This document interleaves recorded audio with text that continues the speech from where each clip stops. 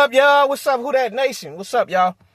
I'm sure y'all heard these crazy rumors what's going on with Olave, these stupid trade rumors with Steelers, and they trying to work out a deal, and ain't no truth to it. Guys, if y'all concerned and worried about we gonna deal our star receiver this year, it ain't happening. It ain't happening. So y'all ain't gotta worry about that.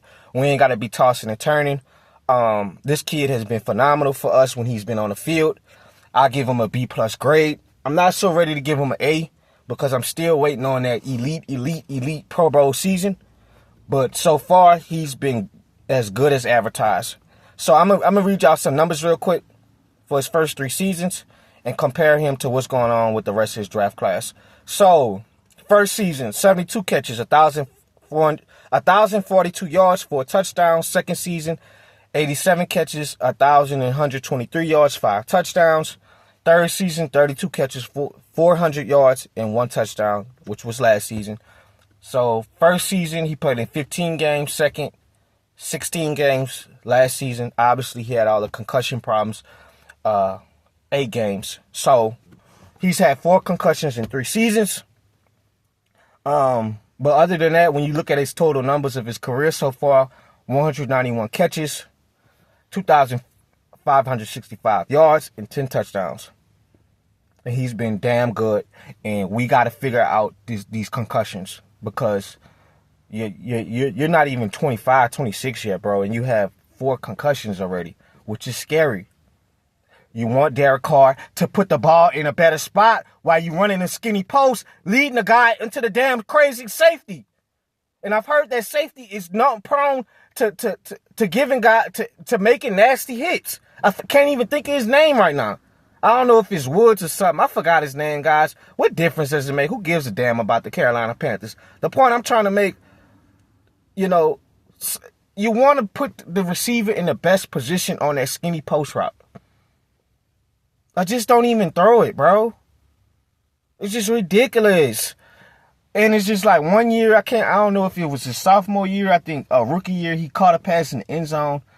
And the way he got tackled, his head just slapped against the turf, concussion. So it's just been freak accidents with this kid. So hopefully we can get him a better helmet and just have better treatment for him all around so he can have a successful NFL career. Because that's all we want, guys. But let me tell y'all how he stack up against his wide receiver class of his draft class. So Drake London, 241 yards, 3,042 yards. No, I'm sorry, 241 catches, 3,042 yards, 15 touchdowns. Garrett Wilson, 279 catches, 3,249 yards, 14 touchdowns. Jamison Williams, 83 catches, 1,396 yards, 10 touchdowns.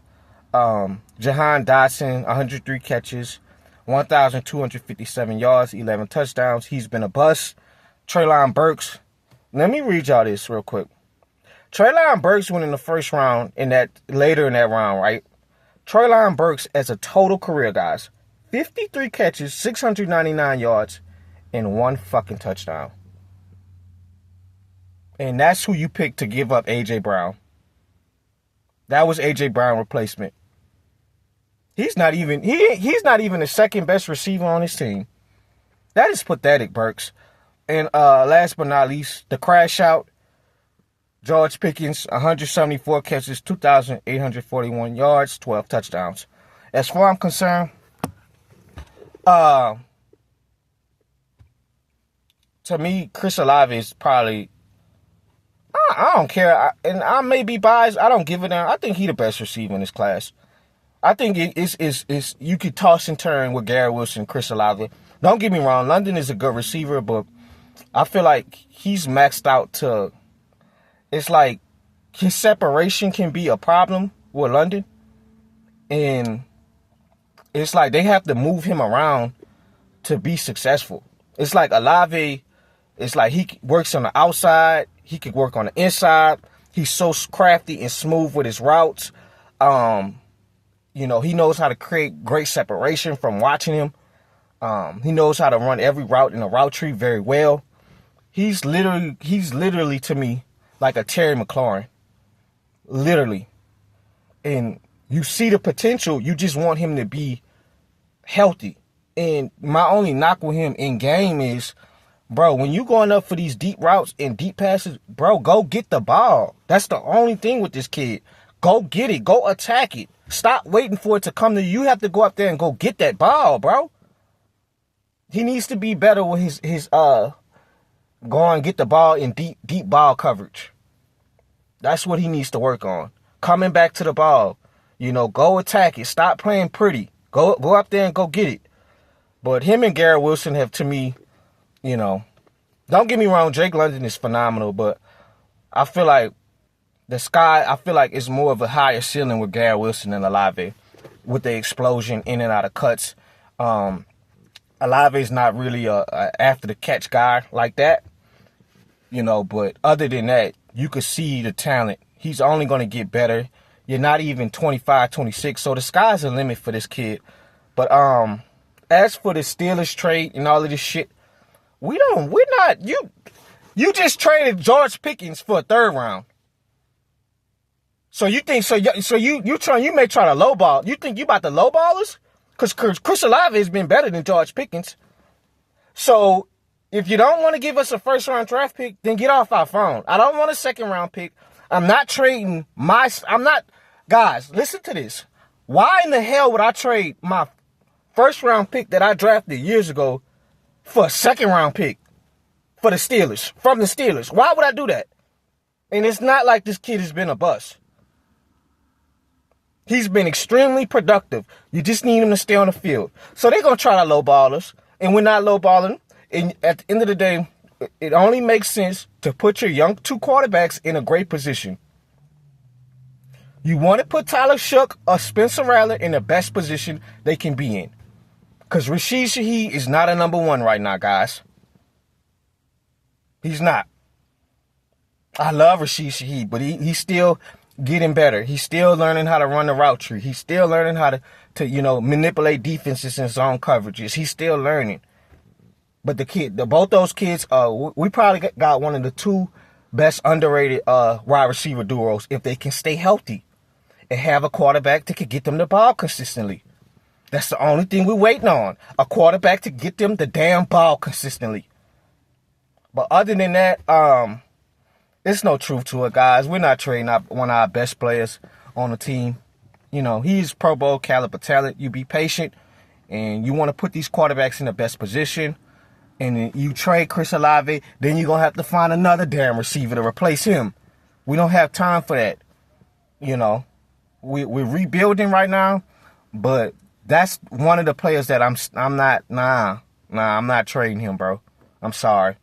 Because now you're going to have to find another way to get another receiver in here. What you going to have? Brandon Cooks is your second best receiver? Brandon Cooks is not in that stage of his career no more, guys. And to me, B. Cooks was never another number one receiver. And the only difference is, if you really look at it, guys, the only reason why we traded Brandon Cooks was Michael Thomas was waiting in the wings, and we knew that kid was going to be a superstar. We don't really have nobody right now. It's still, Rashid Shaheed he's still developing himself. You know what I'm saying? We don't have no young, big talent, physical guy waiting in the wings if we trade Olave away. We'll have to go draft another first-round pick we'll have to draft another first-round wide receiver instead of getting other stuff that we may need next year, like a quarterback, like a corner, like a pass rusher. Maybe another running back. You see what I'm saying? So just keep the kid. Like I said, he's been good. You know, Kellen Moore is going to give these quarterbacks the best options to succeed. And I don't feel like trading your number one receiver away right now. It's just to stockpile on draft picks. You know, we don't need to do all that. That's crackhead stuff. That's crackhead shit. That's crackhead shit. You just trying to stockpile shit. And it's like, we're a bad team, but it's still some talent that don't need to be traded away, guys. Don't do that. Don't do that to that kid, and I don't think we will. So the Steelers can kiss our ass, man. Because you're not about to lowball me. You got George Pickens for a third-round pick.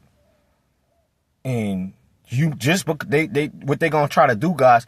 Well, man, Mickey Olave's been hurt for, I don't give a damn. Give me a first-round pick. Give me a first-round pick. And 9 times out of 10, the Steelers are not going to give up their first round. So get off my phone. Get the hell off my phone. Get off my phone. And that's how you end that damn conversation. Don't disrespect me like that, because I know they're going to try to lowball us. But other than that, he's fine where he's at. You know, I don't think he want to leave New Orleans. I think he's happy to be here. He just want, you know, a better quarterback situation. And, of course, these guys want to win, guys. Nobody don't want to be rotting away on a team where we don't know where we're going. So, that's all I got, really, guys. You know, we getting closer and closer to training camp. So, we almost here, and we're going to see how this wide receiver room work out this year. But, like I said, I'm a big fan of this kid, and I just hope he can be healthy and continue to be productive, because he's been a B+.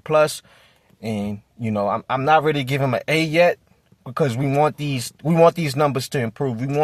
We waiting for Olave to have that 100 catch season, 1,300 plus yards, 1,400 yards, and double-digit touchdowns.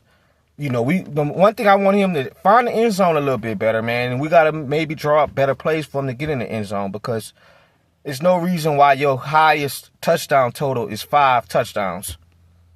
4, 5, and 1 touchdown. Total 10 touchdowns. We need 8. Your number one receiver should have at least 7 or more touchdowns a season. So, you know, but I like the kid. He's going to be fine. So, I'm out, guys.